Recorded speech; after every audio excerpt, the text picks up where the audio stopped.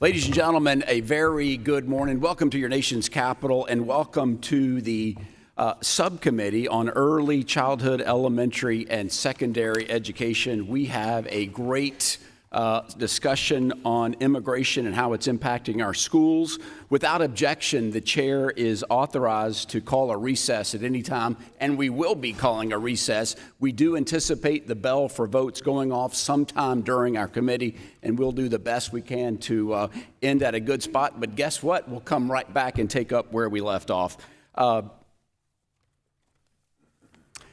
It's a big deal. It's a big deal what's happening in K-12 school system, including the impact that immigration, illegal immigration, is having on our K-12 school system. Since President Joe Biden took office in 2021, U.S. Customs and Border Protection has encountered nearly 500,000 unaccompanied alien children. In fiscal year 2023 alone, the U.S. saw over 3 million illegal entries. He also serves as director of California local elected officials at the California Policy Center. We love Ms. Barke in Orange County, and she's been respected by parents in Orange County. We are honored to have her here today. Thank you, Mr. Chairman. Thank you, Representative Steele, and welcome, Ms. Barke. We thank everybody for being here today and look forward to your testimony. Pursuant to committee rules, this is what it is. When you're in Congress, you get 5 minutes. And so we're going to ask you to limit your oral testimony to 5 minutes. Your written statement can be as long as you want. We have them already in our packet. And I want to remind everybody of your responsibility to provide accurate information to the committee. Now, I was just told that we may have to pause for just one moment. The feed to C-SPAN may be interrupted, and I'm waiting on a clear signal so that America can tune into our hearing today. So just stay right there and let me get the official word that we are good to go. Ladies and gentlemen, we are indeed good to go. How about that like that? So that's it. And so the 5-minute rule is begun under Committee Rule 9, and I'll begin. We'll recognize Ms. Egorov for her opening statement. Welcome. Glad to have you here. You're recognized. And speak right in there. Own that thing. Just put right into it. Okay. Can you hear me? Yes, ma'am. Okay. Chairman Bean, Ranking Member Bonamici, and members of the committee, thank you for the opportunity to speak today. I'm here to share my experience as a New York City public school parent, an immigrant, and a New Yorker who has seen the impact of the border crisis in our public schools and our city. I want to start with a quote from our mayor, Eric Adams. He said this in an interview 10 days ago. Quote, "I'm stuck with housing over 198,000 migrants and asylum seekers, over 38,000 children, all on taxpayers' dime. We spent over $4 billion per year, and we're still getting in a large number. Last week, we got in 1,100 migrants. We have been averaging 1,000 a week for the most part. That's over 4,000 migrants a month. That is a real strain on the city." Quote. It really is a real strain on our city. The New York City Independent Budget Office now estimates that this crisis will cost $12.5 billion over the next 3 years. To put in perspective, this represents approximately 5% of the total budget of New York City. The city has had to enact several spending cuts to deal with this. For example, Mayor Adams has canceled the training class of 250 incoming New York City school safety agents, which are desperately needed in our schools. He said then that parents would have to volunteer to keep our schools safe. Our public libraries are no longer open on Sundays because of this crisis. New York City has the country's most inefficient and inflexible public school system in the country. Our schools spend $39,000 per child and have a total budget of almost $40 billion in 2024. This crisis has had a devastating impact on our schools. For example, our principals continue to receive an influx of new students without any advance notice. Our children do not have access to enough ESL teachers, and this is not a problem that can be solved with money. The U.S. the U.S. Department of Education has reported that 26 states now have a shortage of ESL teachers. I'm an elected parent of the Community Education Council for New York City School District 2 in Manhattan. I have served as its vice president. In my district, parents have complained about bus delays caused by the constant influx of new students and expressed safety concerns. For example, when a migrant student who lived in a shelter in our district shot a tourist inside a store in Times Square earlier this year. When you consider this crisis, please consider 3 additional issues. 1, nothing is compared to the devastating impact that is actually being inflicted in migrant children themselves. Our south border is now considered by the UN the deadliest land route for migrants in history, as is being recorded. No child should be in that border. No child should be crossing that border alone. But unfortunately, the number of children who have been crossing that border alone has skyrocketed in the last 4 years. We went from 40,000 children in 2020 to now approximately 150,000 children crossing the border alone. New York State is again taking the burden of all these children that are coming alone. 2 out of the top 8 counties with the highest number of children that cross the border alone released to sponsors are in New York State. The Department of Homeland Security has published multiple reports saying about the violence, sexual exploitation, trafficking, and abuse of children making this journey. They all end up in our schools, and we don't have the staff or the necessary infrastructure to deal with all the problems that this crisis is creating. Second, I want you to consider the type of migrants that are coming. My family has become a refugee last year from the war in Ukraine. These are not the same type of migrants who are coming, who are economic migrants. The majority of migrants by the UN are women and children. The majority of migrants that are arriving in New York City are men of military age.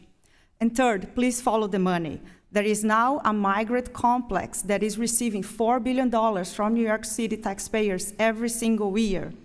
There are hundreds of emergency contracts that the mayor has given without following the process. The state is now investigating these contracts. This goes, for example, 6% of the hotel capacity in New York City now is being used to house migrants. There are contracts for health services and for security services. As the report by One City Rising, a nonprofit, has said, these are endless opportunities for grift in our city. Thank you so much.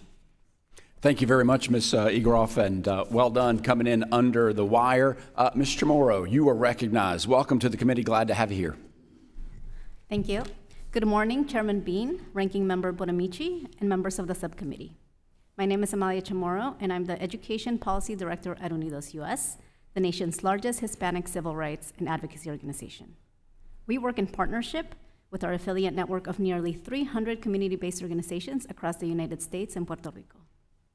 Thank you for the opportunity to share our perspective on today's topic of immigration in public schools. First, educating immigrant children is a smart economic investment. I am a product of this. I came to the US as an immigrant student from Peru at the age of 9.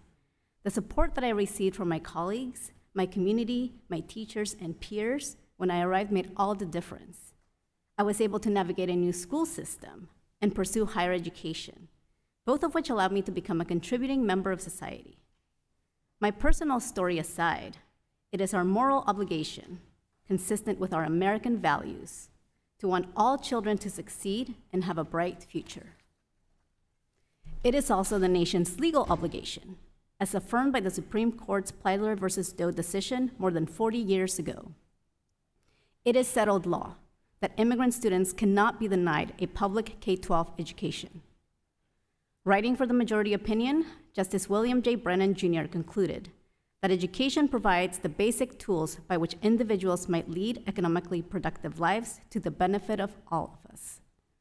This continues to hold true today. As we continue to have these discussions, it is crucial that they be based on facts. Inaccurate and misleading narratives will only work to deepen divisions. Some will try to paint a negative picture of immigrant students. But let's be clear. Immigrant students are a significant asset in our schools. They are known for their resilience, grit, and problem-solving skills. These are all characteristics that are critical for 21st century learning, ensuring the nation's economic advantage. Research shows that their motivation to succeed contributes to positive classroom environments that benefit all students. The global knowledge and cultural and linguistic diversity they bring to our schools enrich our school communities. While the current border situation is unsustainable, and some districts have experienced enrollment increases, the claim that our schools are being overrun by immigrant students is not supported by data. In fact, most students in K-12 public schools are US-born citizens. The most recent census school enrollment data shows that only 3.1% of elementary school students and 2.2% of high school students are foreign-born. Moreover, many foreign-born students are here legally through various programs. These include special programs such as Uniting for Ukraine, the Cubans, Haitians, Nicaraguans, and Venezuelans CHNV programs, and the Children of Immigrant on Work Visas. Regardless of birthplace or status, we must provide a quality education to all students. Many will become citizens and make invaluable contributions to our communities and the economy. Congress has the power of the purse and has the authority to make critical funding decisions.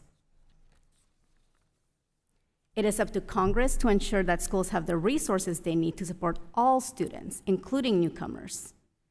It is up to Congress to address our chronically underfunded public education system. I think we can all agree that education has the power to transform lives. Denying any child the opportunity to learn runs counter to our moral and legal obligations. It also undermines our nation's ability to develop a competitive workforce. As Congress works to enact fair and enforceable immigration solutions, we cannot lose sight of our responsibility to educate all students. The challenges raised in today's hearings are symptoms of a broken immigration system. Until Congress provides a bipartisan, comprehensive solution to this issue, our schools will continue to experience these challenges. The responsibility lies with Congress, not our schools, to fix this. Thank you.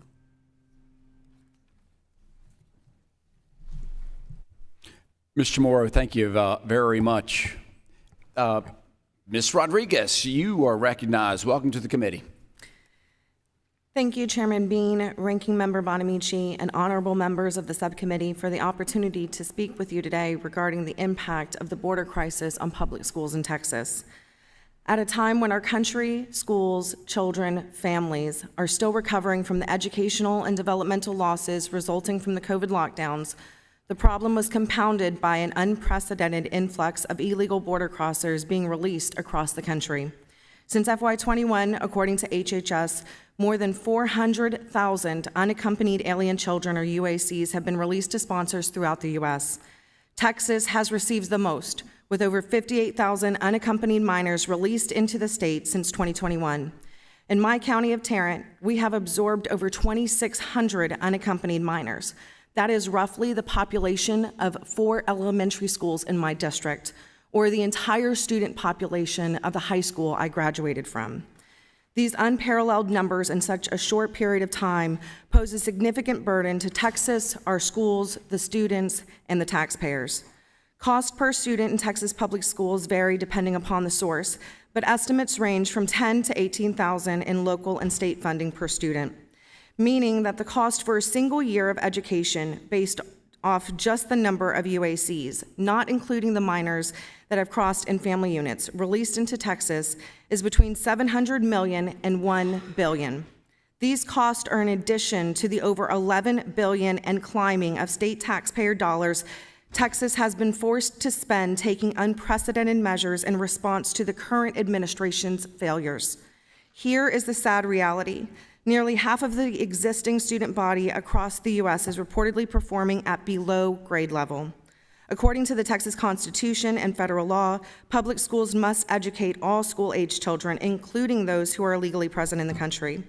As a result, taxpayers are questioning how school districts are expected to meet the educational and developmental needs of the already underserved American children population, in addition to the mass influx of migrant minors with complex and costly needs. The grim negative impact of the border crisis on public schools reaches far beyond the quality of education and financial strains.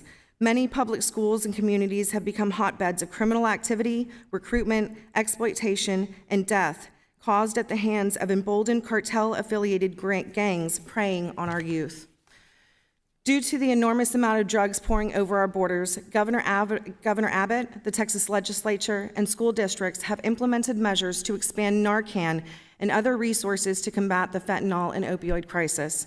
Awareness efforts and placing Narcan in the hands of school administrators is clear evidence that we are sorely losing this battle against the opioid crisis and subsequently failing our country's youth.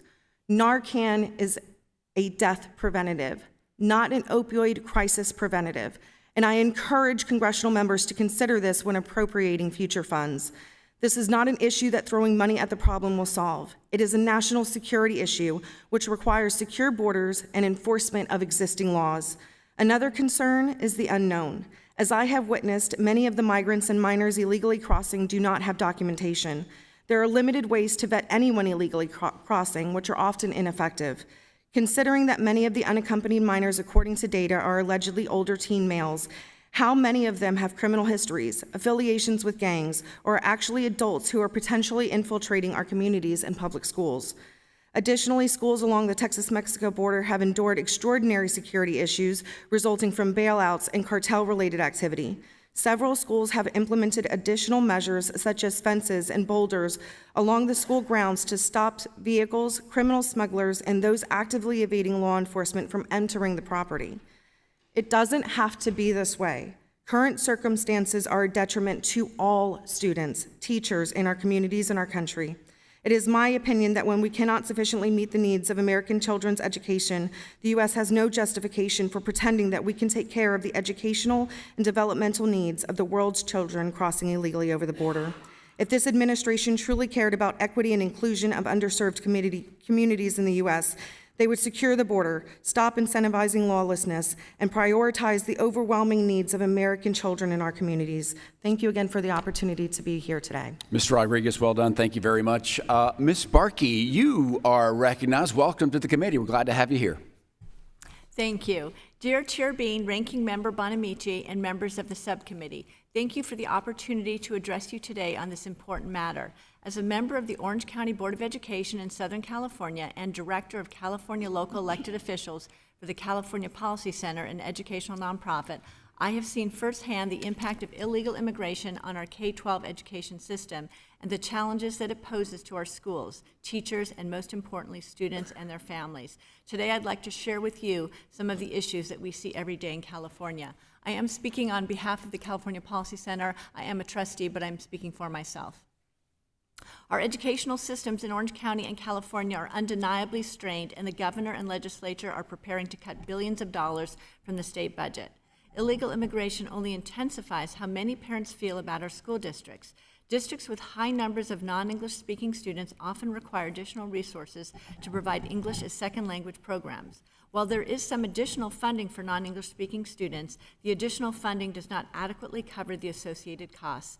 It is our citizen students who miss out on a high-quality public education as funds are shifted away from in-classroom learning. In addition, the extra funding received by districts with higher immigrant populations deprives other districts of funding for their most basic programs. Staffing within the districts becomes difficult with illegal immigration. There's a heightened need for more teacher training and professional development. Districts must often hire additional translators and paraprofessionals to help alleviate the pressure on teachers. There are also additional staffing costs to providing testing to get a baseline on students' English language performance, and more funding is necessary to periodically test these students to determine when they are ready to be reclassified. In California, there is also standardized testing to assess progress for English learners and migrant students. The 22-23 statewide proficiency scores reveal more than 75% of migrant students fail to meet English language standards, and more than 85% do not meet grade-level math standards. Obviously, this impacts the pace and manner in which teachers can teach material to their class as a whole. It is more difficult to maintain high educational standards when redirecting considerable resources to address the additional needs arising from illegal immigration. These programs demand a significant portion of our already constrained budgets, which make it difficult to assist every child in reaching their full potential. The need to divert resources towards specialized programs for undocumented students often results in fewer resources available for other students, such as students with special needs, gifted programs, and other extracurricular activities. Many Orange County District schools are experiencing an increase in population that significantly impacts staffing. We often hear about this when we have requests for inter-district transfers on appeal at the Orange County Board of Education. We are especially reminded of this with Basic Aid District addresses our board. Our board colleagues and I believe that parents know what is best for their children. We almost always grant inter-district transfers to the requesting family. Unfortunately, basic aid districts do not receive additional funding for the additional students, so any child that needs additional services can be very problematic for the district. Overcrowding complicates and destabilizes classroom management. A high student-to-teacher ratio can lead to safety issues when supervision suffers. Students who don't understand our language, customs, or societal norms can be disruptive to learning and create additional challenges for the teachers and other school support staff. When teachers and aides are focused on class interruptions, it takes away from the important instruction they are trying to provide. We often don't know the ages of students since a child may not have their birth certificate. Thus, we may be putting 7-year-olds in kindergarten classes or 20-year-olds in classes with 10th graders. Safety is especially important in states like California that have sanctuary policies which limit the cooperation of state and local law enforcement officers with federal immigration authorities. Since 2021, U.S. Customs has encountered 470,000 unaccompanied minors. In 2023, California had over 11,000 of those unaccompanied minors who must by law be enrolled in public schools by their sponsors. According to the California Department of Education, currently over half of our 944 school districts in California, 540 of them, are providing services to migrant students. The influx of unaccompanied youth, many of whom may have been abandoned or trafficked in our school systems, also creates additional challenges with mental health, housing stability, and school safety issues. In conclusion, it is critical that everyone understands the real-world impact of illegal immigration on our education systems and the need to secure the border. Our first priority must be the safety and education of our students, and no amount of funding can paper over these complex challenges that threaten to overwhelm our schools. Thank you so much for inviting me to share these observations with the committee today. I appreciate your time. Ms. Barke, thank you very much, and to all our panelists. Well done on launching our committee. As you know, or if you're tuning in, votes were just called on the House floor, so just a moment, we're going to call a recess, but not to worry. Members, your questions, as well as further discussion on the immigration crisis, the impact on K-12 schools across the nation will continue. Pursuant to the previous order, the chair declares the subcommittee in recess, subject to the call of the chair for votes on the House floor. We will reconvene following the last vote of the series. The subcommittee stands in recess.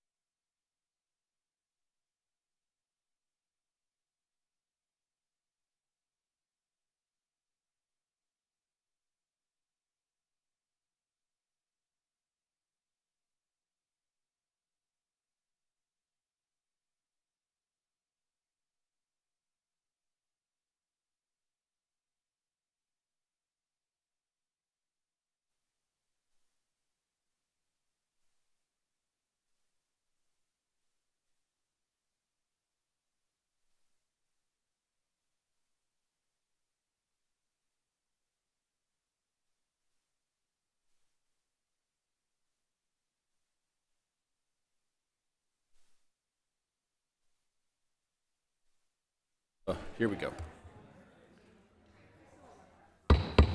Ladies and gentlemen, the subcommittee will reconvene and come to order following recess. We are talking about the open border, the impact it's having on our K-12 schools across the nation. And under Committee Rule 9, we will now question witnesses under the 5-minute rule. Put the clock on me because I will recognize myself for 5 minutes. Witnesses, once again, thank you for coming forward and your testimony.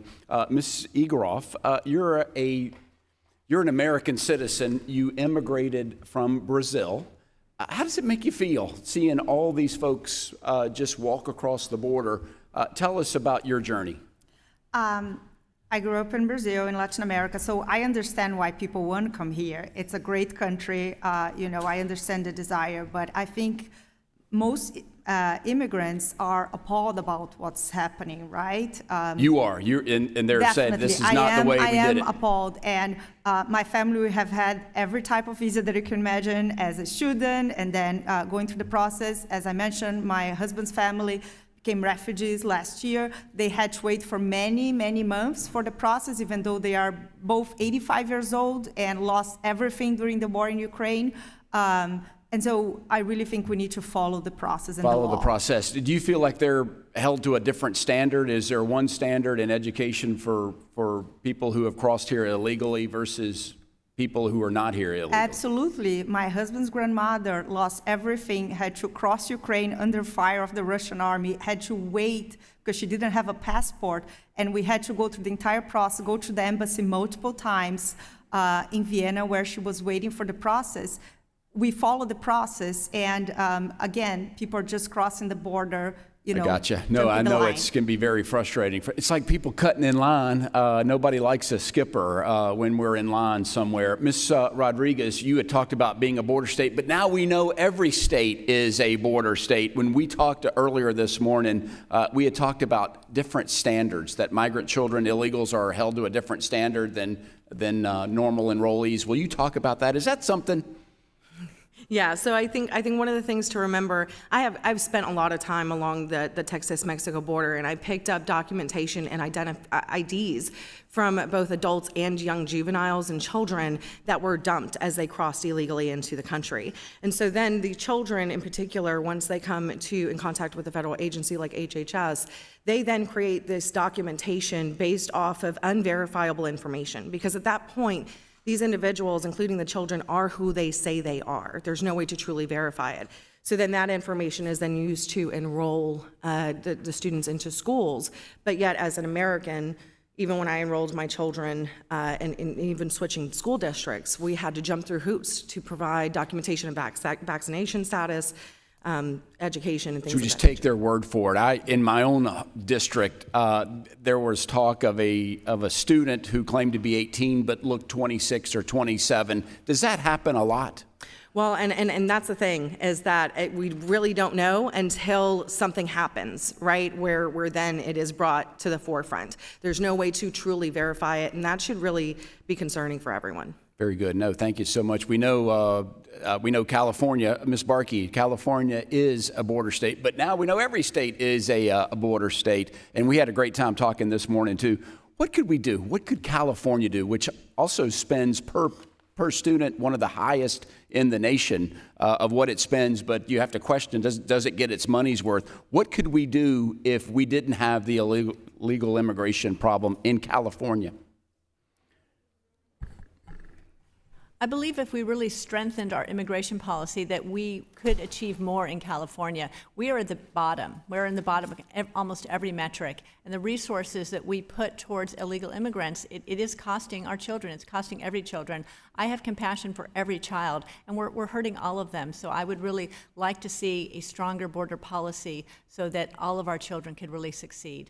So it's tough, though, when someone doesn't speak the language. Are resources, or is there a separate class for somebody to have to even teach them English, but yet you still have to make sure our own kids get instructed? Is that correct? Yes, it really takes from classroom time, because in the younger grades, everyone is together in a classroom. So when you have children that are significantly behind, and the immigrant children are significantly behind in English language and math, 85% in math, and I believe 60 in English language, or I may have that confused, but basically they're considerably behind our own students, and it does drag down the entire classroom and takes resources from the whole class when you're having to manage an entire classroom with children at different levels, often language barriers and things like that the teacher must deal with.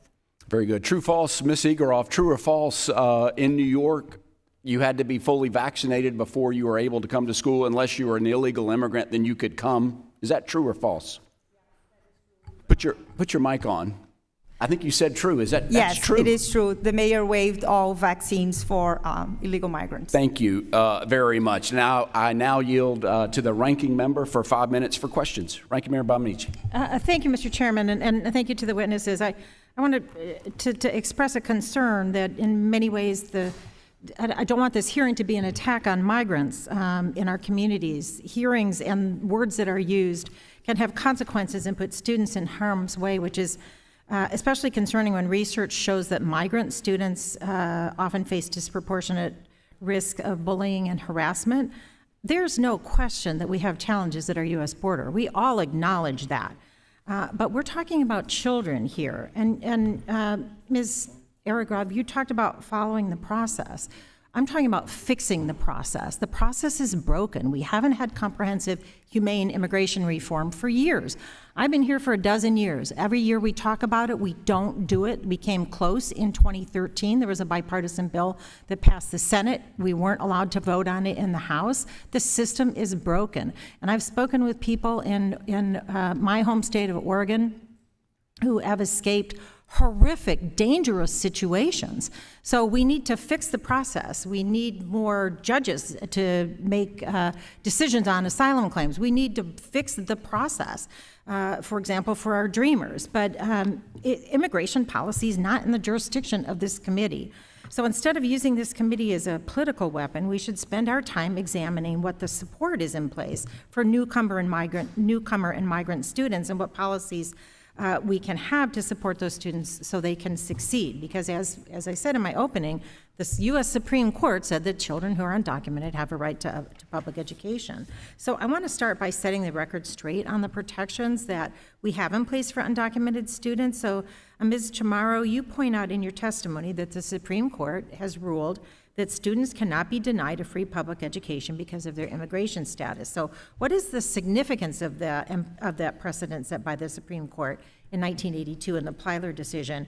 And do these protections also exist in law, in statute, as well as a Supreme Court decision? That's right. That landmark decision continues to be important to protect the rights of immigrant students to be able to access education just like all other students. That is established law. There's no question about that.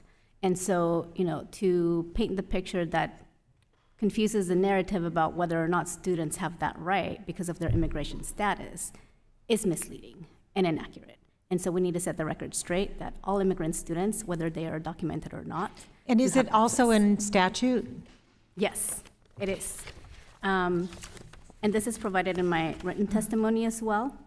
But it is incorporated into federal statutory law through a provision expressly indicating that Congress would not interfere with Plyler rights as it sought to restrict other immigrants in the 1990s. And the citation for that is 8 U.S.C.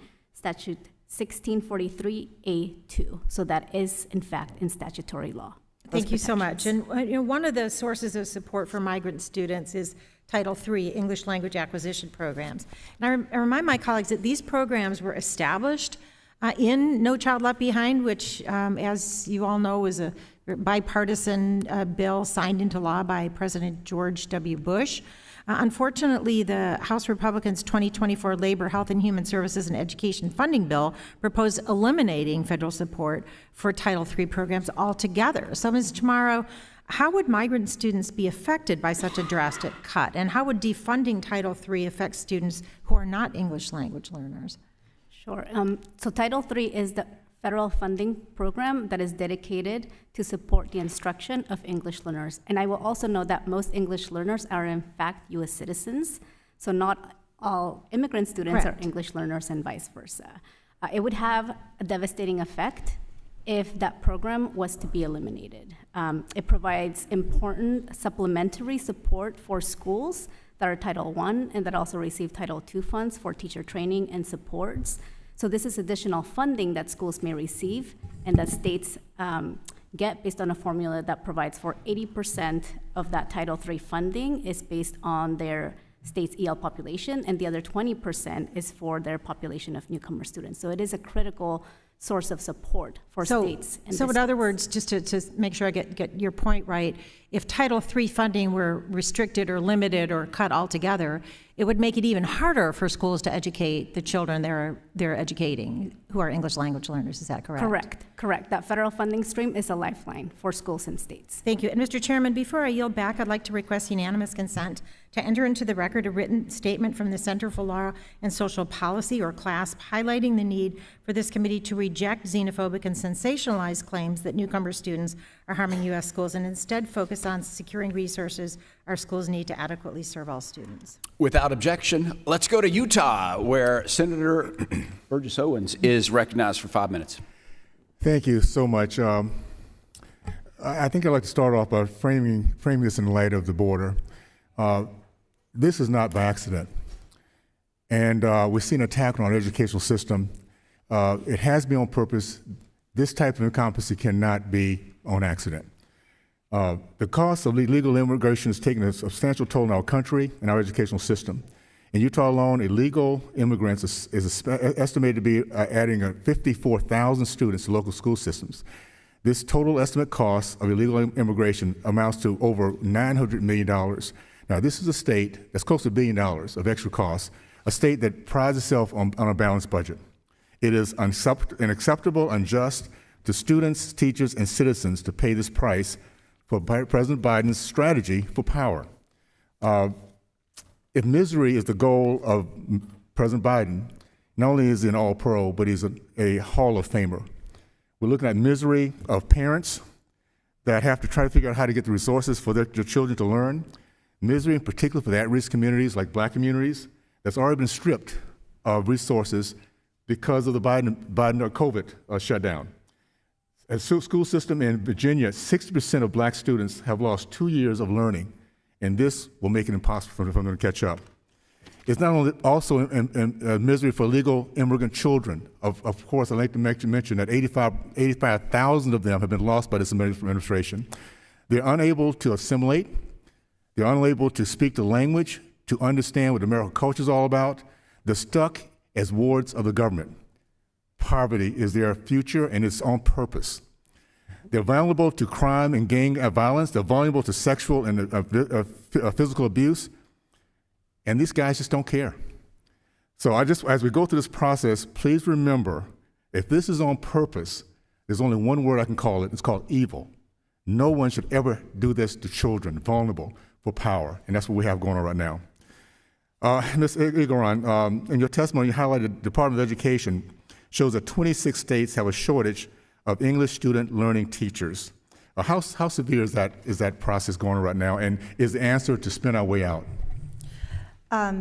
Yeah, I think that's one of the biggest problems is that there are 26 states now that have this shortage, as documented by the report by the Department of Education. And you know, this is not just teachers who speak Spanish, because there are children from every single country coming, and so it's just very hard to plan and then to be able to serve adequately. Okay. It appears that the goal is, and as you mentioned in testimony, that New York is lowering the bar of educational achievement following the learning loss of COVID. Is this a new American wave process now to figure out how dumb we can get our kids and call that success? So what New York did, it's so appalling. And for me as a mother, I can't believe what they are asking me to do. Basically, they said that what third graders, for example, could do a few years ago, it's not what third graders now can do. So what they are telling me is that my 11-year-old, what he could do in third grade is not what I should expect for my lowest son, my youngest son. No parent will accept that. And what New York is doing is try to hide the learning loss from closing schools for so long, from masking mandates, from COVID vaccine mandates that prevented children and parents from going in our school buildings. Okay, Ms. Rodriguez, you mentioned the public school system communities have become hotbeds of criminal activity, recruitment, exploitation, and death. We have experienced that in Utah. In Utah, this last February, we had an illegal alien raped an 11-year-old girl. Can you elaborate more on the failure of securing the border has created and the danger, the type of environment is set up because of this policy? Yes, so, and I think that that's one of the most egregious things, is that this isn't safe for the children, for the students, for the staff, for the communities in these schools and in the surrounding areas. We're failing. We're failing the future of our country. We're failing on every level. And Ms. Mark, what are the in California? When you strain our system, what are the services and programs that are first to be cut from taxpayers' children when these resources are short? Yes, it's always our most disadvantaged and our most vulnerable children that suffer the most. Those are the programs that go first, and we have a significant number of those children in California, about 800,000, and also a significant amount here in Orange County. So, well, I'll just say this. Anyone in the Biden administration that has any touch at all in education should be fired. This is not something we should ever expect for our children to go through. These are the most vulnerable in our country, and they simply do not care. It's called evil. So thank you guys so much for that. I appreciate it. I yield back. Thank you very much, Representative. Let's go to the Northern Mariana Islands, where Representative Sablan, you're recognized for 5 minutes. Thank you very much, Mr. Chairman. I just wish DC was as close to the Northern Mariana Islands as we are here, because it takes me 30 hours to get here. So, but welcome to our witnesses. Good morning. Ms. Chamorro, I am a Chamorro. That's my ethnicity. We're people from the Northern Mariana Islands, and many from Guam are actually called Chamorros, whereas Austronesians. But yeah, nice to see someone named has my ethnicity. Nice to meet you. But also thank you for your testimony and for sharing with us how important it was, this topic holds for you as an immigrant student. I was once an immigrant student. When I was 11, I moved to the island of Chuuk in the Federated States of Micronesia to attend high school as the only Chamorro student in a campus of 150 students, Jesuit school. I had to learn how to adapt to new environments and find common ground with people from different cultures and backgrounds. And I did that by actually, during summers, rather than going home, I immersed myself. I went to atolls and Chuuk that only see a ship every 3 months, 4 months. I spent a month there, and I went to explore other islands. I mean, just amazing. Those lessons served me well as a member of Congress. Before I even got my green card, before I became a citizen, I had the opportunity to work in the United States Senate for Senator Inouye. That has served me well to getting me to Congress, because it was then when I decided I wanted to be here. The lessons here involved I'm saying is that immigrants have much to contribute. They're not a cost to us. And I'm not sure why we're pinning this on, migrants at the border, for example, because Congress just passed the law, actually snuck in language into the Compact of Freely Associated States. I wasn't aware of it, and I was co-chair of a task force that looked over that bill, where non-citizens, non-migrants who live in the United States can go and attend any public school for free. And I'm talking about post-high school education, college. And there's no language in there on if the federal government is going to pay for that. So I guess the states are end up with the bill. I'm not sure where the dysfunction is. We're doing one thing here and complaining about the same thing here. Can someone explain that to me? Anyone? If The I'm, disparity over the same thing, two different approaches? if I may, you did mention about the contributions of immigrant communities, and I don't think that we have to imagine the contributions that newcomer students can make to our country, because we have seen that realized in our DACA recipients. June 15th, just a couple weeks from today, will mark the 12th anniversary of the Deferred Action for Childhood Arrival program. There are over 570 DACA recipients, and about 94% of them are employed. They also contribute about $13 billion to the national economy, combining federal, state, and local taxes. So they are, in fact, also taxpayers that are contributing to the funding sources. I would also add that they have become professionals in high-need sectors, including in the teaching profession, because we have about 15,000 DACA recipients who are currently classroom teachers. And so they are also giving back. Not only have they benefited from having access to education, but they are also educating today's students and helping to develop tomorrow's workforce. But So we you- have seen that Yeah, realized. no, I'm not, the real message out there, if you really look for it, it's just that I get confused. For example, right, some members are gonna argue that there's an increase in the budget for a certain agency after they increased it from the president's submission, but cut it to even less than last year's existing budget. You know what I'm saying? You see the math there? Thank you, I yield back. Thank you very much. Let's go to Illinois, where Representative Miller is recognized for 5 minutes. Thank you, Chairman Bean. Thank you to all of our witnesses for being here today. Ms. Barke, you talk in your testimony about the added budgetary strain foreign national students have caused our schools. You mentioned the need to hire more translators and ESL instructors. How many new translators have been hired in your district? Thank you for the question. Unfortunately, I can't give you a number, but I know that we're constantly having to hire, depending on the district and the influx of migrants in that particular district or school. But unfortunately, I can't share exact numbers with you. Are you doubling, tripling? I would say we are probably at least doubling and tripling. Okay, and even at that, you're at a shortage of translators? Yes, it's not always so easy to hire in Orange County, in California, the cost of living and other issues, and the difficulties that come with being an ESL teacher, they're not easy to find. So between the shortage of finding them in states like California and the cost of living to bring somebody into the community to teach is very challenging at a lot of our districts. What does each additional translator cost taxpayers? I don't know that number either. I'm sorry. Okay. I'm sorry about that. Okay, how many translators are needed for languages beyond English and Spanish right now?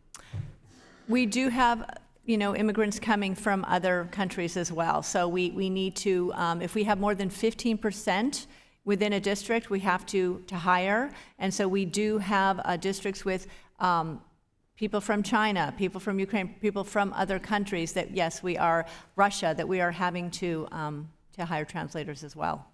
So our concern is for our citizen students, and I'm just wondering how this works in the classroom if you have, say, a Spanish interpreter, Portuguese, and Chinese, and the teacher, say, is teaching a grammar lesson, and she addresses the class in the front and says, a noun is a person, place, or thing, then do the translators then, are they in front then saying it one at a time? It depends on the classroom. Unfortunately, we don't have the funding for one-on-one. So in some cases, that's the case. Also, a lot of our students have translators right on their desks. So that's another expense that we do, is we put translators on the desk or actually translating for them during the lesson. But would you say it's slowing education down? It's absolutely slowing it down. When you have to accommodate so many different languages, it's absolutely slowing it down for all of our children. And the most vulnerable, our special needs children that need programs, they're really losing. Yes, thank you. And this problem was caused by Joe Biden.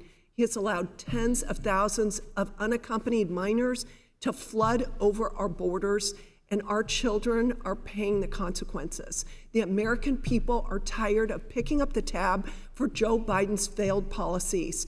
The American people and the schools and the children cannot handle this anymore. Thank you, and I yield back to Chairman Bean. Thank you very much, Representative Miller. California is next, where Representative DeSaulnier is recognized. You recognize 5 minutes.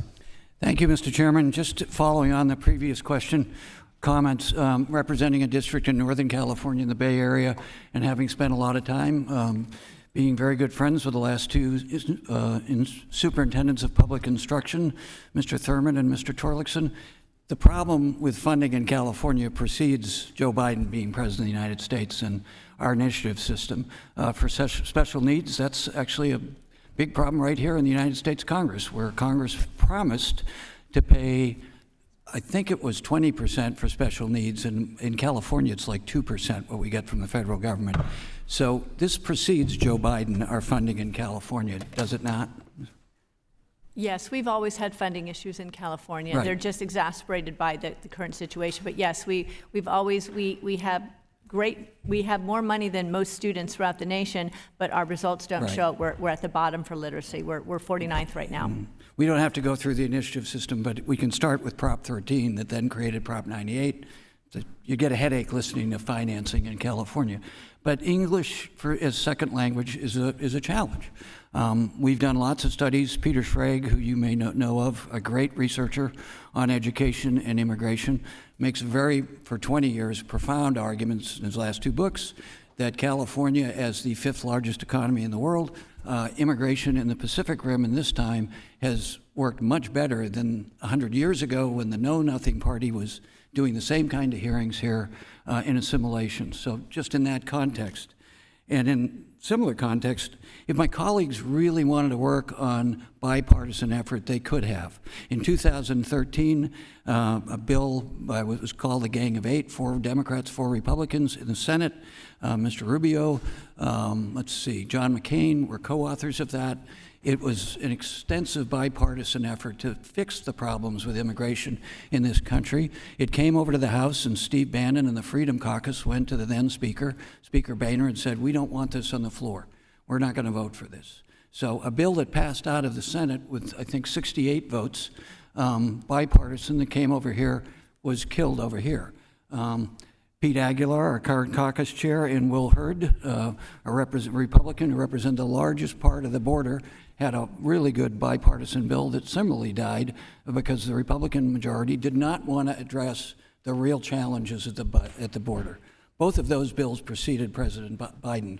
So in that context, working together on the challenges of immigration, the president's about to announce something that I don't completely agree with, but this is a real challenge requiring grown-ups in Congress with very divergent opinions to work together, and particularly for future generations. So it's a little bit frustrating, and maybe you can hear that in my tone of the question here. But Mr. Chamorro, just let's talk a little bit about the benefits that states like California get if we did have immigration reform. I go out to my schools in my district regularly. I was at 3 last week. I mean, when you stand there as a white male and look at the diversity and look at the testing scores and the accomplishment in an area that fuels our technology industry, my area, the 680 corridor outside of San Francisco, all the benefits they have given. We need more engineers, civil engineers, we need more STEM. A lot of those are actually going through the system and are provided by immigrants.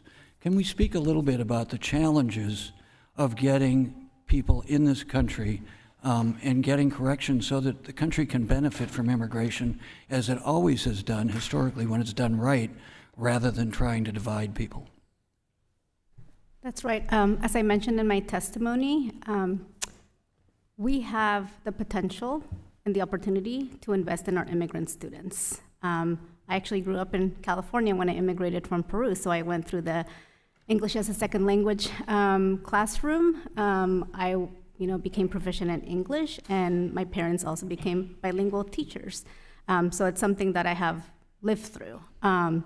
And now to be able to sit here in front of you and not only share my story, but also speak to the fact that it can work. if done right. If we invest in our immigrant students, if we see through their potential, they have characteristics that contribute to the positive learning environments. They are the future workforce of this nation.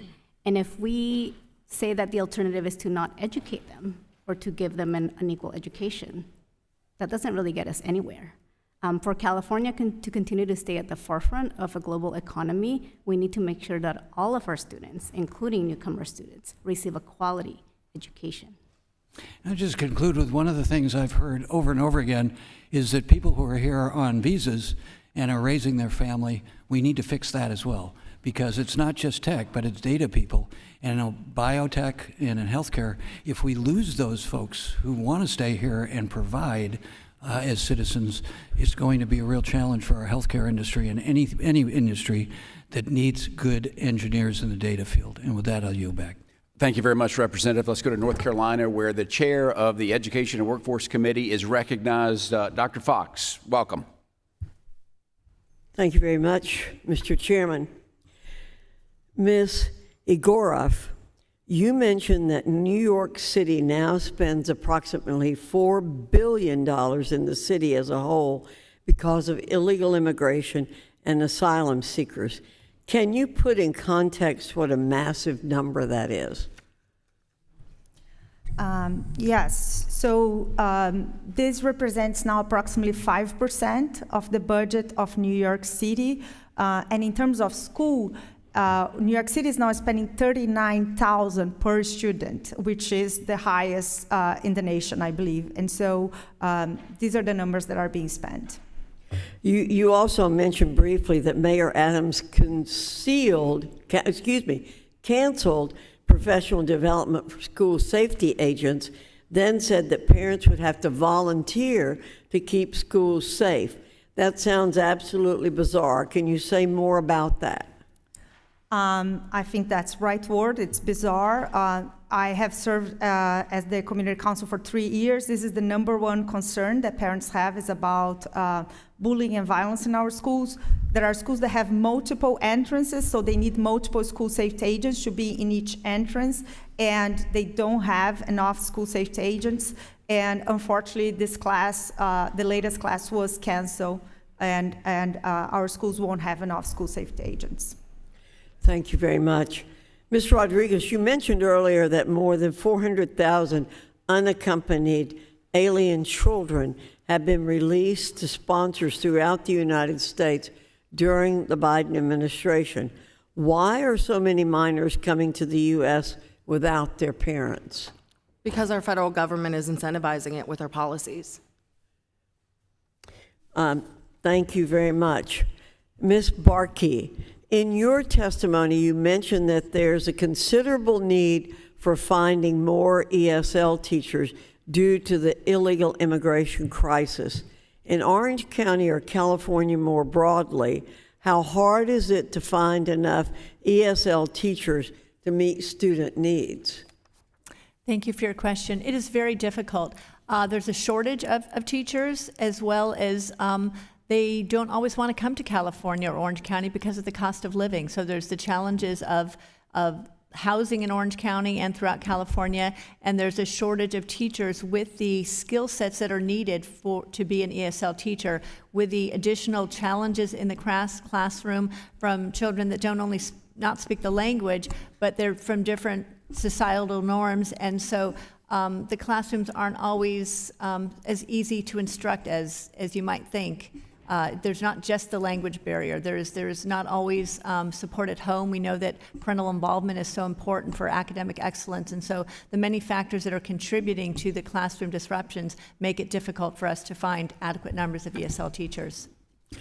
Well, it would not be hard to imagine that for states where a lot of illegal children are coming in that are not California or Texas, where there are a lot of bilingual speakers, imagine the problem that states, and all states are border states now, we know that because we have illegal aliens coming into all of them, and I'm very sorry for all of these children who are coming unaccompanied, but imagine for the states where these children are coming in and the states want to provide a good education for them, and they can't find bilingual teachers.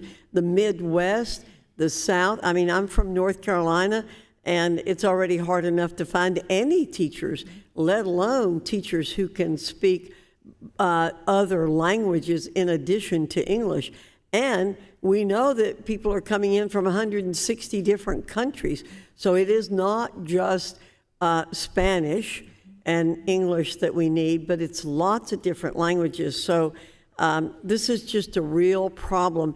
And these children are truly victims who are coming here unaccompanied, being put in the homes of people maybe they don't know, and then not being able to get the education they need. So thank you, Mr. Chairman. I yield back. Thank you very much, Madam Chair. Let's go to the great state of Connecticut, where Representative Hayes is recognized for 5 minutes. Thank you, and thank you to our witnesses for being here today. I first want to start out by saying that I came to Congress as a teacher. I taught at a public high school for 15 years. Children are not aliens, illegal or otherwise, under any circumstances. And while I recognize that border security is a top priority of the American people, my Democratic colleagues and I realize that something needs to be done on this issue. So much so, in fact, that Senate Democrats brought 2 border security bills negotiated in good faith with Republicans to the Senate floor, and both have failed. So we need to address this problem. My challenge is that even though I realize this is an important issue, immigration is not within the jurisdiction of this committee. So I question the intention of this hearing. Under current U.S. law, all children in the United States have the right to a public education. That's the law. In June of 1982, which was not during the Biden administration, you can check that, the Supreme Court issued a ruling in Plyler versus Doe, a 5-4 decision holding that states cannot constitutionally deny students a free public education based on their immigration status. That was the Supreme Court in 1982. So the premise of this hearing is fundamentally misguided because undocumented children have the right to a public education in the United States of America. As a teacher, I never asked my students what their immigration status was because it didn't matter.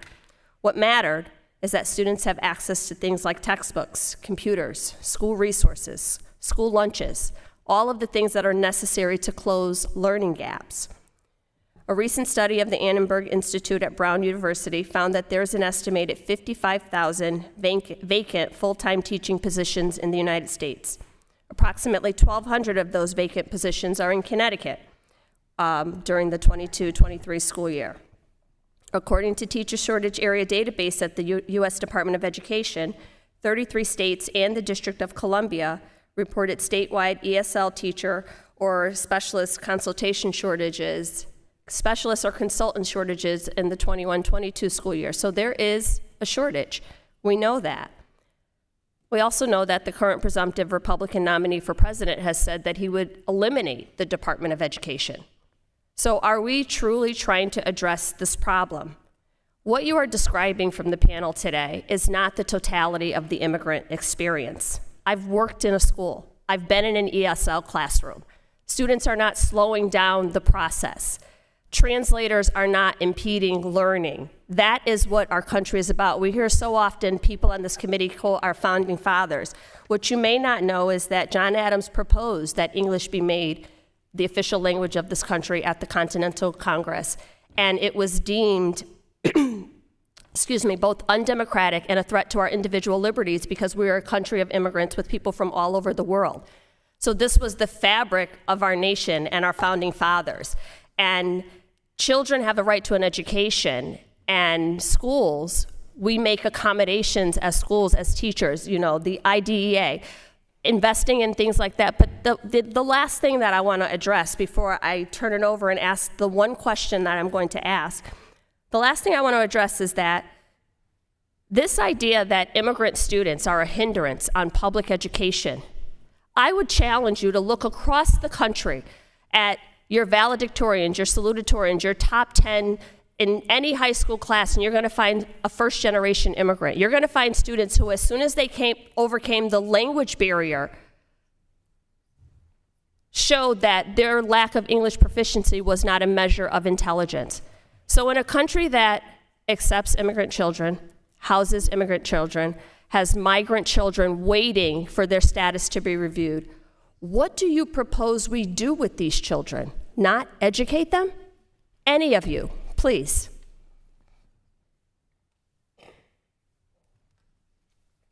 I don't think that anyone's stating that or refuting the fact that it is mandated by federal law to educate, but I think that it is an acknowledgement. There has to be an acknowledgement, particularly in the minority communities like my own, Hispanic communities and Black communities that are impacted the most.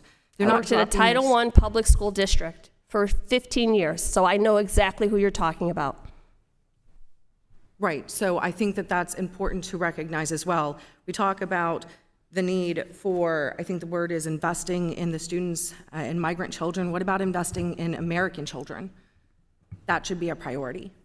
It's not one or the other, is what I would encourage you to allow yourself to begin to understand. With that, I yield back. Thank you very much. Let's go to the great state of Texas, where Representative Moran is recognized for 5 minutes.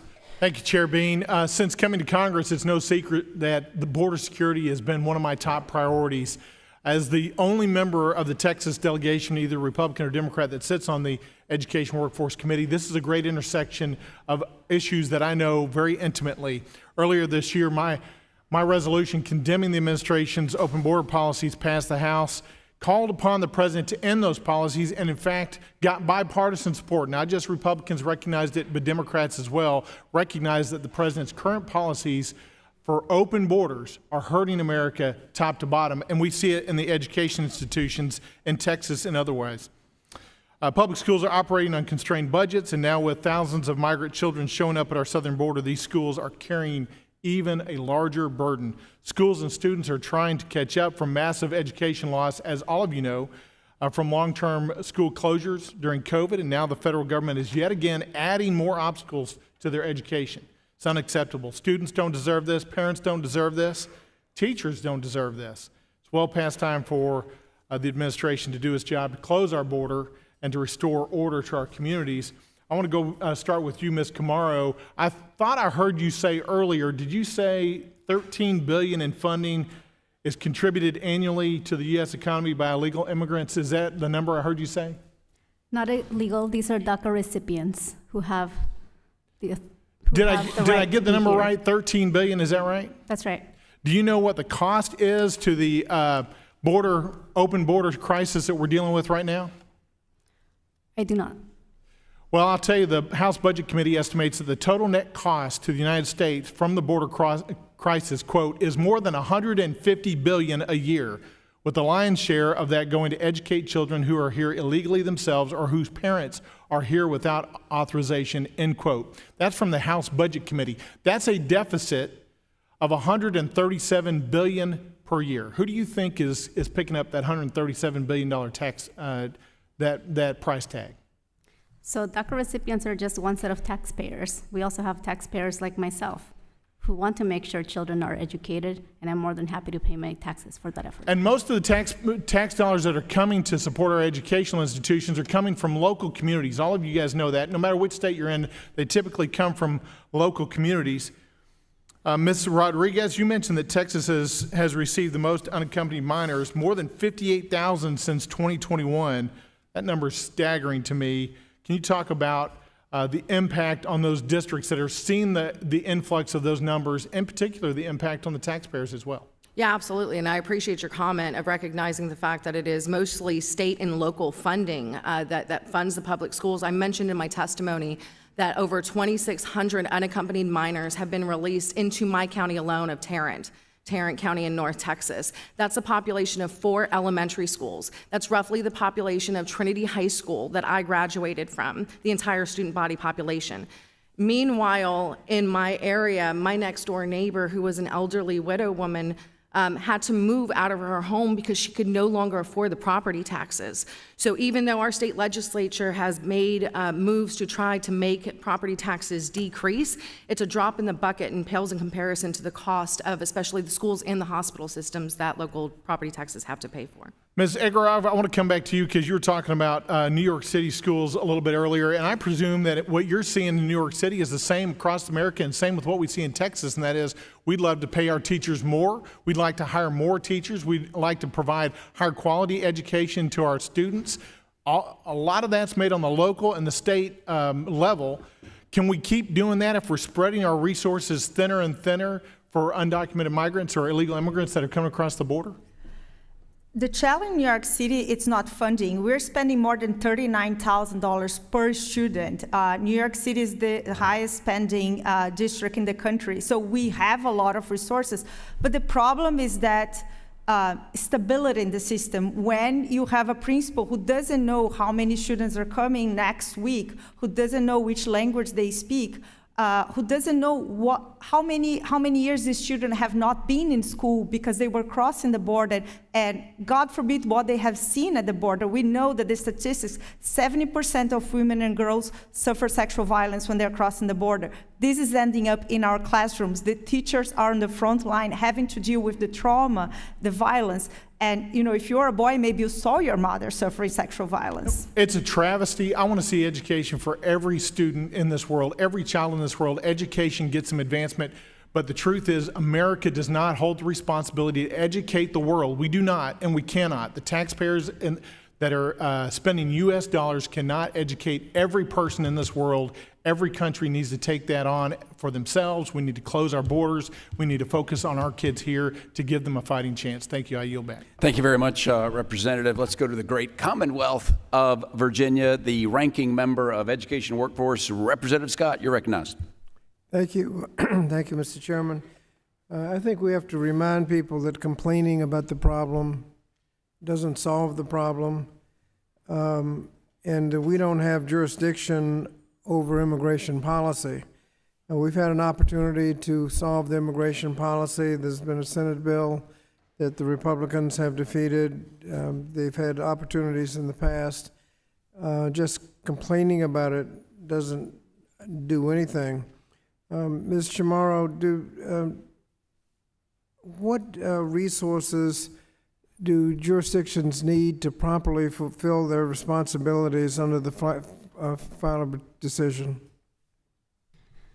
Well, the federal funding sources that provide for all schools to be able to support all of their students, including newcomers. We have talked about the importance of Title III, which is dedicated funding for English learners, again, most of whom are U.S. citizens.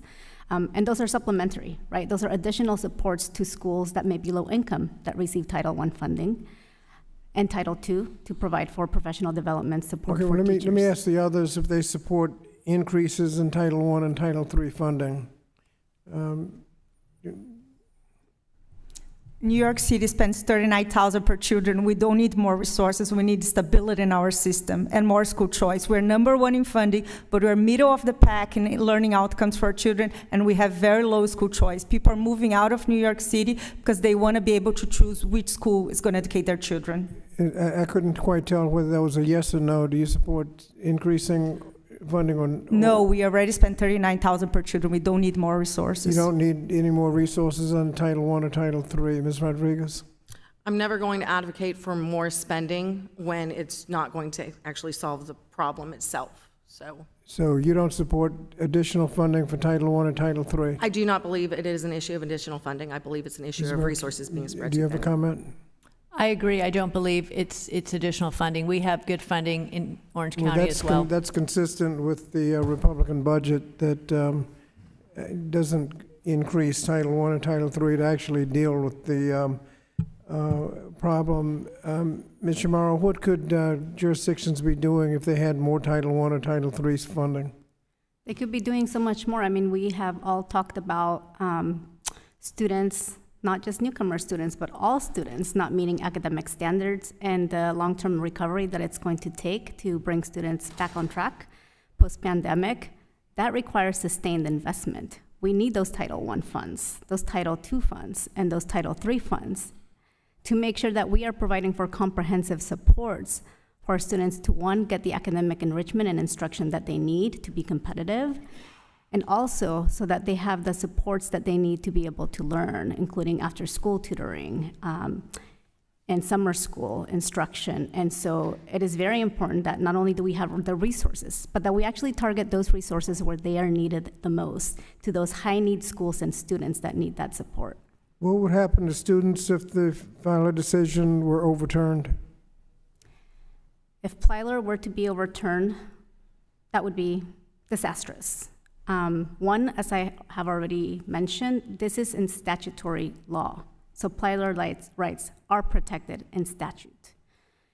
And so to say that it's up for debate whether that decision can be overruled, that's misleading. Let me ask you, what would happen if we did not educate undocumented students? That's a missed opportunity for all of us. Not only do we have the responsibility to educate all students, including immigrant students, we're not taking advantage of the assets that they bring to the learning environments. They are contributing members of society, and if we invest in them, they can become our future workforce and sustain the competitive nature of the United States.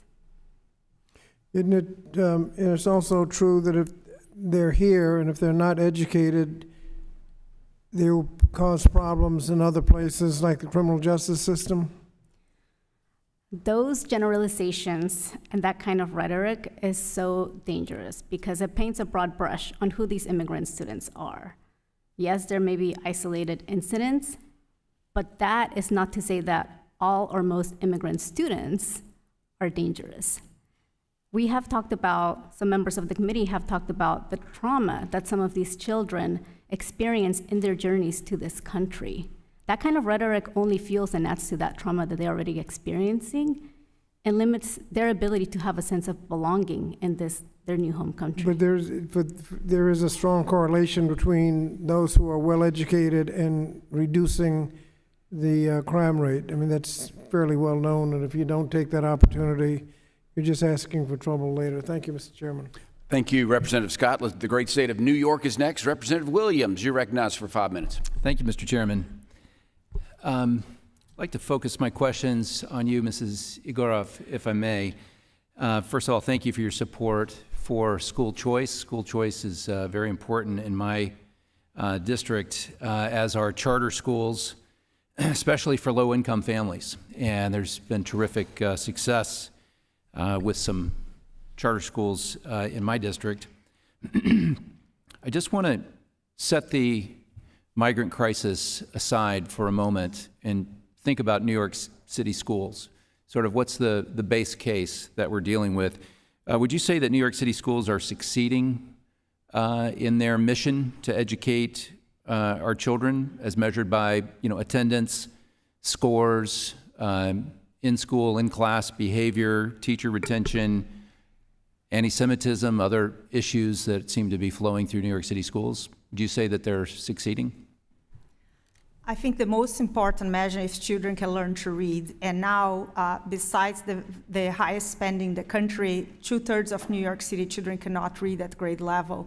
This is very personal to me because my own son had spent his entire preschool experience being masked.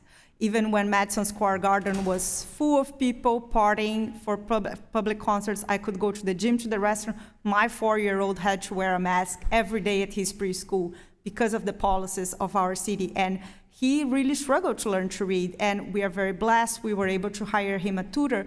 But the vast majority of New York City families cannot access a tutor. And so we expect to see these numbers going up. But the Board of Regents in New York changed the standards, and so now we are not even going to have data about what is the drop in performance on our children's learning. When you look across all of New York City public schools, and I appreciate learning at grade level is one of the things I was going to ask about, what are some of the other challenges that you think are systemic for the children? What are the children experiencing? Again, this is absent the immigrant crisis, just the state of New York City schools. I've heard food insecurity mentioned and some other things. What are some things that roil through the student population there that we should be concerned about? I think the number one is crime and violence. There has been a lot of increase in crime in New York City, which is somehow related with the migrant crisis. And as I mentioned, this is spilling over in our schools, so we don't have enough school safety agents, and so there has been a lot of problems of incidents in our schools. Definitely anti-Semitism is an issue now that is happening. I get every week, I get pictures from parents about what has been put in the bathrooms doors of their children's schools. It's really horrific to see what's happening. Very, very vile comments about the Jewish community. And may I ask if you would send those to my office? I would very much, to the extent that you can, with the privacy rules. Absolutely. And I mean, honestly, you're describing a school system that is in crisis and that has some major challenges to address the student population that there. I've lived in the city several times. Do you know offhand what resources, what's the cost to New York City School District for the influx of illegal immigrant children in the last, particularly in the last 3 years? Do you have an estimate of that?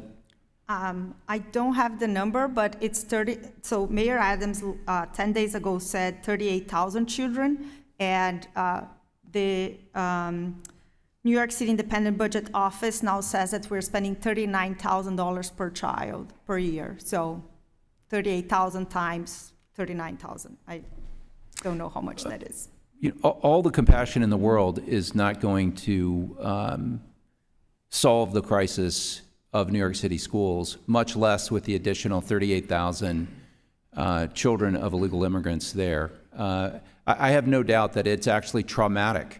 I've been to the border. I've seen families crossing. We know the stories of the treatment of the cartels, and the incredibly difficult journey that immigrants make just to be and find themselves in New York City and the trauma that the children have experienced. But that's on top of a school system that's not functioning. Just in my last few seconds, what additional impact does the addition of these 38,000 have on the school district that's already in crisis? I think it's masking the drop in enrollment in New York City. If you take out 38,000 children in the last 2 years, you would see a big drop in enrollment. Everybody who has the resources or the chance who get a seat in a charter school is leaving. People are leaving the city. People are transferred to private schools if they have the resources. So it's really masking the drop in enrollment. Thank you very much. I yield back. Thank you very much. Let's go to the great state of California, where the chair of the Subcommittee of Higher Ed is recognized. Representative Kiley. Thank you, Mr. Chair. Mrs. Barke, you are an elected school board member in a county of several million people in Southern California, and I'm glad that you're here because the border crisis that we are seeing in this country is particularly pronounced in California, where the state has taken the failed border policies of this administration and made things a lot worse with policies like a statewide sanctuary state policy and becoming the first state in the country to offer free health care to everyone who's in the state illegally. And the consequences of this have been predictable, where now the San Diego sector has the most illegal crossings of any sector in the country for the first time since the 1990s. And so this is having a whole host of consequences for our state and in particular for our education system. And it comes at a time, by the way, when the state has, through fiscal mismanagement, wound up with a $73 billion deficit that is likely to lead to cuts when it comes to education funding. So I wanted to give you an opportunity to tell us a little bit how that has posed challenges for you in running the many schools in your district, and in particular for the teachers, because teaching is a really challenging job. I was a teacher for some time, and when you have a lot of new people coming into the system like this, I have to imagine that poses challenges. Thank you for your questions. Yes, it is very challenging for our teachers. Our teachers have what we call teachers' unions, but we know those unions aren't really protecting our best teachers. We love our teachers. We have a lot of compassion for our teachers. We have some of the best teachers in the country. But the unions, unfortunately, are not protecting the teachers or the children. We saw that during the pandemic. And it is very challenging for our teachers to deal with everything that is going on in our schools. The lack of school choice, is a big problem for us as well. Since I joined the Board of Education, we've gone in Orange County from 14 to 43 charter schools, but we still don't have nearly enough to accommodate, and many parents can't afford private schools. Our private schools in Southern California, and throughout California, are very expensive. So it is a big crisis for teachers because they're really not protected by the unions, who are really not protecting the new teachers. They're on both sides of the bargaining table. A lot of union members are board members, and so you have them negotiating on both sides, and it's really not having favorable results for our children. It is so important that we support our teachers. Matter of fact, last week I recognized on the floor of the House a number of outstanding teachers in my district, and so I really appreciate that perspective. Another issue I wanted to ask you about is parental involvement, because any teacher will tell you how vitally important it is to have strong parental involvement to the child's academic success. And so especially when we're looking at a situation when we have so many tragic number of unaccompanied minors coming across the border, how has this posed challenges for your school leaders and teachers when it comes to facilitating parental involvement? It's very challenging. We do know that parental involvement really, really helps with academic achievement, academic excellence. And when you have unaccompanied minors that may not have parents that are comfortable coming to the school for one reason or another, in many cases, the unaccompanied minors, their parents may not speak the language. They also may have fears of immigration status with a lot of our illegal immigrants, and so the parents don't want to get involved because it's scary to them to come to an open house or back to school night. And with a language barrier, it's difficult for them to help with homework. And we do see when there's parent involvement, that's where children really succeed. And so our immigrant population really is at a disadvantage, and it's also challenging for the teachers to manage a classroom without a lot of parental involvement. When you look at the best schools that are winning the awards, they're the schools that have high parent involvement. Thank you very much for your leadership. I yield the remainder of my time to the chair. Thank you very much, Representative Kiley. Let's go to the great state of Pennsylvania. Representative Thompson, you are recognized for 5 minutes. Well, Chairman, thank you very much. Thanks to all the witnesses for your testimony today. As we have already heard today, the crisis at the border has far-reaching impacts that include our nation's schools. This includes an impact on our teachers, who are forced to deal with rapidly changing classroom dynamics and increasingly class ratios, and potentially leading to even more burnout. Most, if not all of us, are very concerned about the teacher shortage across the country and what that means for our kids. In my home state of Pennsylvania, for example, the Penn State Center for Educational Evaluation and Policy Analysis found that nearly 10,000 teachers left their jobs during the 2022-2023 school year. This comes as Pennsylvania also sees steep declines in new teacher certifications. Ms. Barke, in your testimony, you said that illegal immigration can make staffing difficult within school districts. When we talk about illegal immigration in schools, a lot of times we talk about how unfair it is to students who are here legally and for good reason. But it's also tremendously unfair to the teachers who are here legally. Can you share some difficulties districts in Orange County have had in fully staffing their schools as a result of the recent influx of immigrants? For example, have you had difficulties finding enough English as a second language teachers for the influx of students? Yes, we absolutely have had trouble finding them, and I noted earlier that partially Orange County, California, the high cost of living, it's difficult to get some teachers. We also just have a shortage of teachers in general, and teachers with the special qualities that an English second language teacher would have is challenging to find. They're having to deal with classrooms that are much more difficult to manage than in the past. With the influx of immigration and the lack of border policy, the classes are much more unpredictable, they're more overcrowded, and when you have an overcrowded classroom and you have more student to teacher ratio, it's much more difficult to manage the classrooms. They also have, as we discussed, we've got some humanitarian crises. So you have some children with other concerns and health issues that may be sitting in a class that are here not because they wanted to be here, and maybe they're been trafficked or other issues. So you have a classroom full of students that come from different backgrounds and have different things going on in their lives, and it's just much more difficult for teachers to manage a classroom than it has been in the past. As a recovering school board member, I know it always was important that we respond, when we had students where English was a second language, but we were able to do that in measured ways based on the frequency and the volumes. And now with this massive open border and people coming from illegal into this country for, more than 150 different countries. So multiply that times the number of languages. Some countries with multiple dialects, multiple languages, it just shows you the foolishness of the open border process. Have you heard from teachers who are concerned about overcrowding in their classrooms as a result of the influx limiting their ability to spend time with each individual student? Absolutely. And I have a real passion for children. I care about all of them. And when you have so much going on in a classroom and it's diverting teacher resources, even if they have an aide or paraprofessional in there, they're still diverting their resources to bring other kids up to speed and dealing with minor crises in the classroom. And the whole class is really suffering. Our own children are suffering in a classroom when so much is going on, especially when there's overcrowding. Do you think taking proper steps to secure the border and stop illegal immigration would benefit both students and teachers throughout the country? If so, how?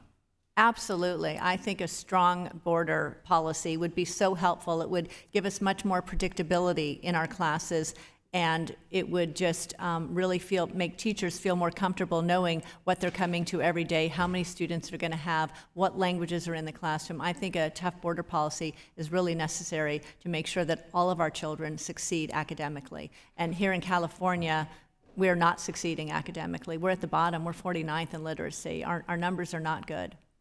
Certainly seems like it would be a better policy for any administration to focus on improving pathways for legal immigration, which provides us the opportunity to plan and deploy resources to be able to accommodate that. This open border doesn't do that. This is completely counterintuitive to what the nation needs, and quite frankly, what families that are seeking opportunity that want to come into our country need. So clearly, we don't need to exacerbate the teacher shortage in this country any further, which is just is another reason why it's critical that the Biden administration use the tools at its disposal to properly secure the border. Thank you, Mr. Chairman. I yield back. Thank you very much, Representative. Let's go to the great state of Michigan, where Representative Walberg is recognized for 5 minutes. Thank you, Mr. Chairman, and thanks to the panel for being here. This is an important subject for education. This isn't, as some of my colleagues have said, a subject that is not for us. It's absolutely for us. And my colleagues on the other side of the aisle and Ms. Chamorro, I appreciate the compassion that you exhibit. I believe it's honest, and I believe it's truly based upon your concerns. The problem I have with it, though, it doesn't, and again I say from my Democrat colleagues as well, it doesn't meet with reality. It doesn't meet with the problem we're experiencing. It's one thing to say that our framers and founders wanted us to not have a national language. I disagree with them, but they didn't know what was going to happen. They expected people to come here as immigrants, as my family came, but to abide by the rules, to be legal, and to use terms like newcomers, even undocumented, evades the reality. And I think it adds to the problem, especially of unaccompanied minors who are coming across the border and being put in a situation that they shouldn't have to be put into. And it's not our fault. And so I think we ought to be talking about this. Ms. Rodriguez, your testimony stated that the 58,000 unaccompanied minors released across Texas under the Biden administration cost over $1 billion for a single year of public school education. That's significant dollars. To illegal individuals, regardless of their age. What should the Biden administration be doing differently to keep Texas safe and protect school districts from exorbitant costs? Secure the border, reinstate Trump policies, stop incentivizing the exploitation of women and children. There's a number of common sense things that we could be doing to stop And this. compassionate things, too. Correct, actually, yes. We talk about the trafficking and the exploitation and the issues that so many of these kids, like the young girl who wore this bracelet from Belize, encountered on her way here to the United States. None of this exploitation would be happening if we did not incentivize it. It's that simple. None of the rape trees would be there, would they? Correct. Simple stuff. Ms. Rodriguez and Mrs. Egorov, let me ask you these questions. Ms. Rodriguez, in your testimony, you mentioned that unvetted, unaccompanied minors could have cartel and gang ties. Are you aware of cases in Texas where that's actually happened? And I would ask the same for New York. Well, unfortunately, our government doesn't track that. So for children, for unaccompanied minors. So they will track gang affiliations, and you can see CBP stats for adults with known gang affiliations. However, when it comes to children, that is not a stat that is kept. So we often don't know about gang affiliations of unaccompanied minors or even the true age of unaccompanied minors until, unfortunately, after something happens. Until it happens. What about New York? I don't have that information about gang affiliation. I don't believe so. Ms. Rodriguez, your testimony mentioned the potential that unaccompanied minors may be pushing and selling drugs in the public schools they enroll in. We've got enough of that going on already. How much vetting can occur before school districts are required to enroll these students? None. None. So by the time that an unaccompanied minor or anyone at that point comes in to enroll in a school district that they cannot turn away, right, by law to enroll, all of the vetting has to be done on the front end by HHS or by CBP, and unfortunately, there's just because of the policies, they rush them through, so there's no way for school districts to do any of the vetting. It's not happening. Correct. Especially when we also have the gotaways.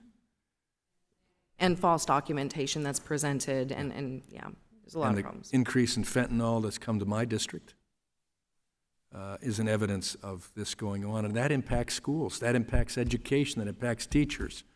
And sadly, it takes lives on both sides of the scale. I have been to the border numerous times to see the crisis firsthand. I've seen it as a crisis. I've seen it as it was cleaned up under the Trump administration. And I've seen what's taken place since this administration came in. I've seen the victims of abuse and sexual violence along the way.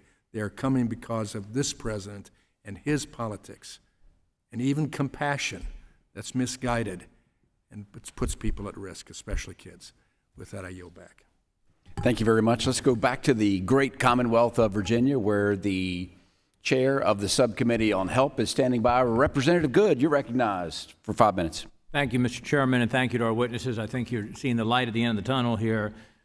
You know, it's the real question for our country, for our government, is who among the world's population, the 7 billion that don't live in the United States, has the inherent right to come to the United States, whether legally or illegally.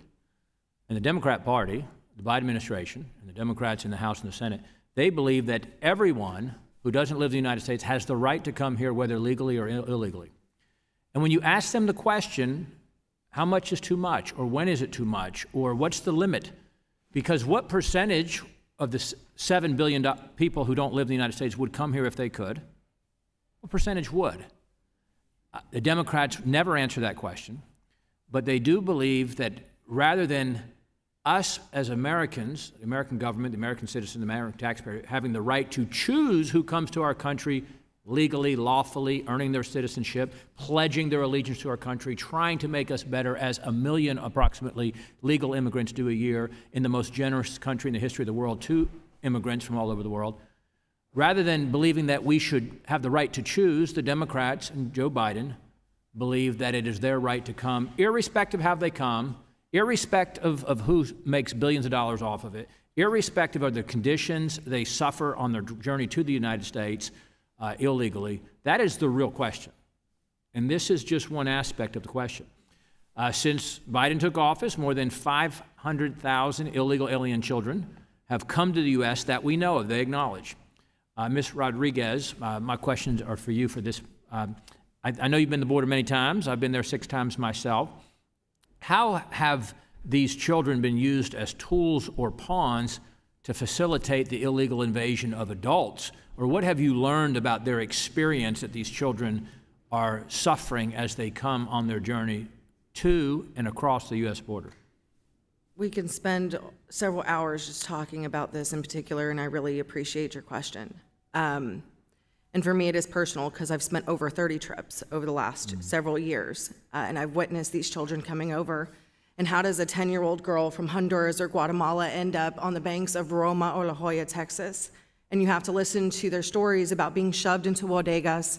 And when you ask yourself why is this happening? And then on the flip side, released to sponsors that under this administration, if you look at the statistics of how many of these unaccompanied minors are then being released to sponsors who are not their parents.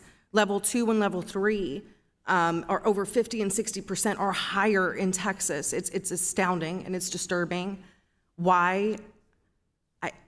It's the policies. It's the policies that are incentivizing this because they're used as a meal ticket to come to the United States and to get and to be eligible for additional resources that they otherwise would not be eligible for if they didn't have a minor living in the household. Who is this benefiting? It's not benefiting the migrant children.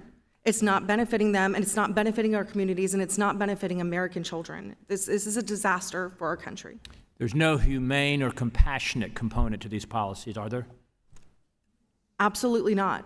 I've seen the face of this trauma. I've seen it in grown adult women who every single time when I've asked them, would you take this journey again? What is it that's incentivizing you to come? And they're like, we're being told, now's the time to come. Come on in and you're going to get into the United States. And then when I ask them, would you do it again? Every single time resoundingly, absolutely not. Tell them not to come. Because they had an idea that it was going to be dangerous, but they didn't know like this.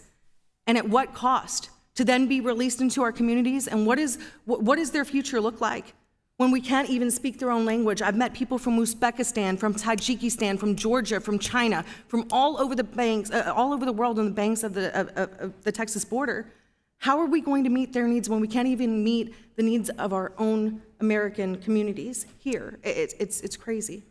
What have you learned, and I know we're running short on time, but what have you learned about how the children are coming with, as you mentioned, those who are not their parents, or even the same children are used as pawns and tools to go back and forth across the border with different individuals to bring them into the United States? They acknowledge they've lost, 85,000 they admit, so you know it's far more than that, but just speak to that with the time we have. Well, I think what's even more astonishing is the fact that instead of de-incentivizing the children for coming, under this administration, the federal agencies has actually made permanent or codified dangerous, relaxed policies and made them even more relaxed. So this is a drop in the bucket of what is coming now that these changes have been made. Absolutely. Well, thank you for your testimony. Appreciate all of you being here today. Thank you. I yield back, Mr. Chairman. Thank you, representatives. We're nearing the end. Members' question having concluded, we'll go with opening or closing statements. Let's go to Ranking Member. You're recognized for closing remarks. Thank you very much, Mr. Chairman. You know, we're the subcommittee on early childhood, elementary, and secondary education, and the very first sentence in the description of our jurisdiction says education from early learning through the high school level, including but not limited to elementary and secondary education, special education, homeless education, and migrant education. I trust that language means nurturing and strengthening and improving early childhood and K-12 education, not denying it.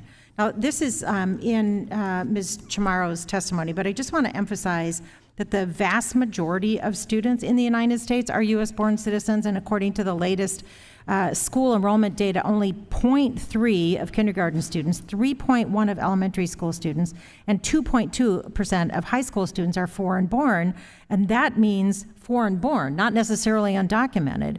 I'll also note that unaccompanied minors who come over with refugee programs are supported by and educated by the Office of Refugee Resettlement, not our public school system. So I just wanted to clarify that for the record. So sadly today we're witnessing attacks on the plight of migrant children for some illusory threat that they allegedly pose to our schools, rather than working together to foster safe and inclusive learning environments. Again, it is not the fault of the young children that Congress has woefully failed to pass comprehensive immigration reform. We know executive orders have been tried and overturned. It is the job of Congress to pass immigration reform. The children should not suffer because of the lack of action by Congress. And if anyone suggests that anyone on either side of the aisle supports child trafficking, that's absolutely not the case. For all my colleagues who are concerned with issues at the southern border, I ask that we examine the majority's newly reported fiscal year 25 Homeland Security Appropriations Bill, which would cut the agency responsible for processing immigration requests, USCIS, by 60%.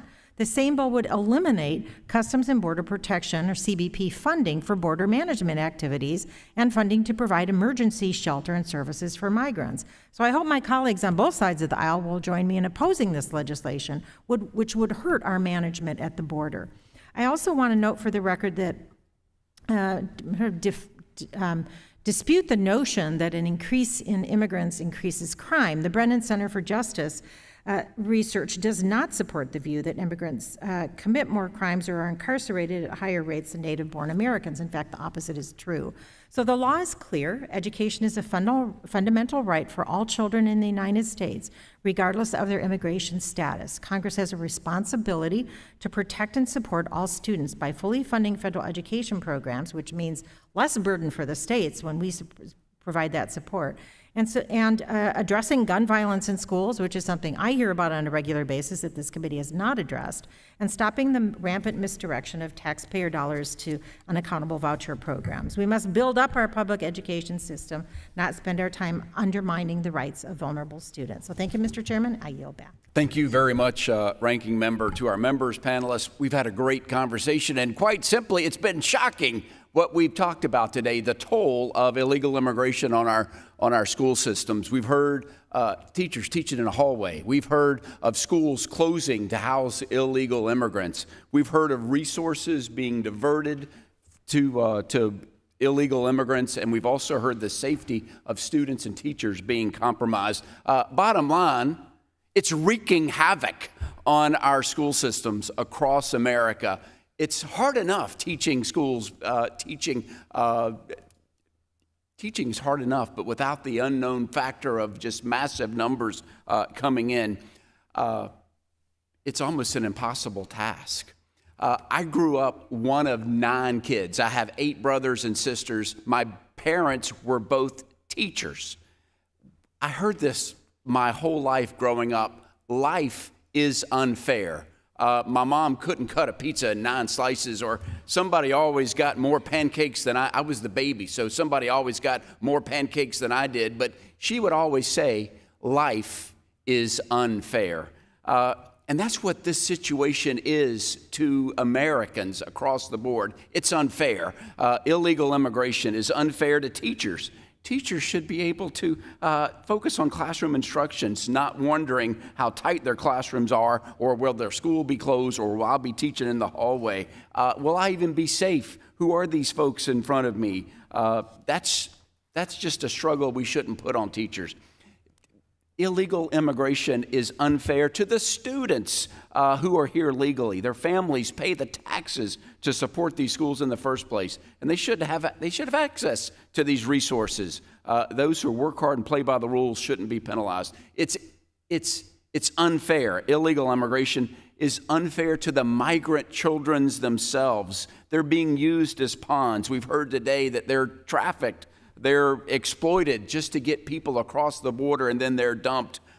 It's unfair. And I hope maybe somebody at the White House is tuned in today. Maybe they're watching on that C-SPAN feed that we fixed early so that they could see that there's havoc being wreaked upon by the policies of having an open border. So we've got work to do. I look forward to working with my colleagues on all sides of the aisle to come up with a plan that puts focus on where it needs to be. So with that, to our all-star panel, you lived up to expectations. I bragged about you that we were going to have an elevated conversation, and that's exactly what you gave us. Thank you for staying involved in the conversation as we go forward. We've got lots of work to do. There being no further business to come before us, without objection, the subcommittee is now adjourned.